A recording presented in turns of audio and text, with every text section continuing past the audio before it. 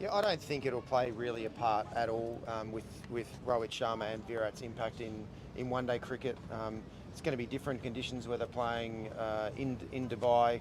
It also, one-day cricket does really free them both up as well.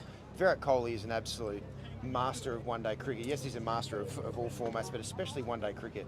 You see his extraordinary numbers over a long period of time, averaging around 57, a strike rate of 93 over a long period of time. It's crazy to think the control that he has over his innings, and we'll see that again in the Champions Trophy.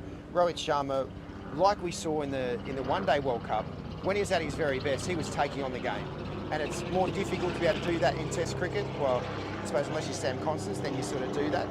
But outside of that, it's more difficult to be able to do that. And Rohit Sharma hasn't been able to find that balance here in Australia. But when he goes and opens the batting in one-day cricket, he lets loose. And when he lets loose, that's when we see the very best of Rohit Sharma. So I'd be very surprised if he doesn't perform really well in the Champions Trophy, knowing that he probably doesn't have a lot of time left, whatever that is, but a lot of time left in international cricket. So I'm sure he'll let the handbrake off. Shane, no one knows perhaps better than you the workload of all-rounder in modern cricket. In that context, you saw Nitish Reddy making such a huge impact in this essay. What do you take on that? And do you think now he's ready for ODI? You may see him in Champions Trophy as well? Oh, absolutely. I saw Nitish Kumar Reddy in the IPL, and some of the things he did just from a batting perspective was incredible for a young man. There's a couple of innings in particular where he played a number of extraordinary shots, and straight away that stood out for someone at a young age to be able to have that skill development.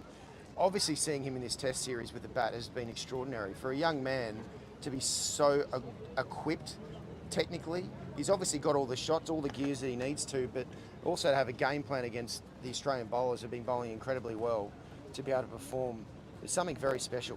Just from a batting perspective alone. Look, from a bowling perspective, I think he's only really scratching the surface from a bowling perspective. He's an incredible athlete. I think watching him bowl, he's still got probably at least another 5 kilometres, maybe even 10 kilometres sort of up his sleeve from a ball speed perspective as well. So it's exciting to be able to see a young all-rounder coming through, be able to do what he did in the IPL just from a batting perspective. Obviously the impact player, which is sort of one of my, in the IPL, is one of the rules that I don't particularly like before the all-rounders, because someone like Nitish Kumar Reddy didn't get an opportunity to be able to really bowl much because of that impact player.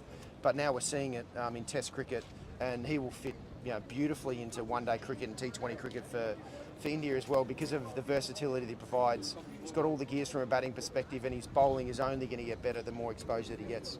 Sam, July's T20 franchise cricket. How do you balance that and that mindset with, I guess, the Test cricket mindset where it's it's a team plan, or how do you weigh that up?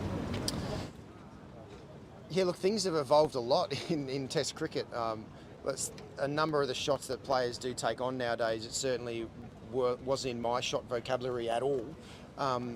Thinking about you could play a reverse sweep or a switch hit to fast bowling was just something that was, well, I never would have contemplated. I know if I probably did when Ricky Ponting was captain or Michael Clarke was captain, I wouldn't have been welcomed back into the dressing room. So, but now things have evolved a lot, which is a great thing with the skill development. It's not like these players can play these shots incredibly well. So it does mean it's more high risk. It does mean that these shots are premeditated, which means that there's more chance of the bowler getting you out. But it's also the beauty of the confidence and skills that these guys have. So when players are premeditating with those shots, they are walking a fine line. There's no question. But it can be incredibly effective, and has been for these batters. So they just have to continue to push that fine line and hope that they fall on the right side of that fine line more often than not. But when they fall on the other side, because it is high risk and it is premeditated, that's when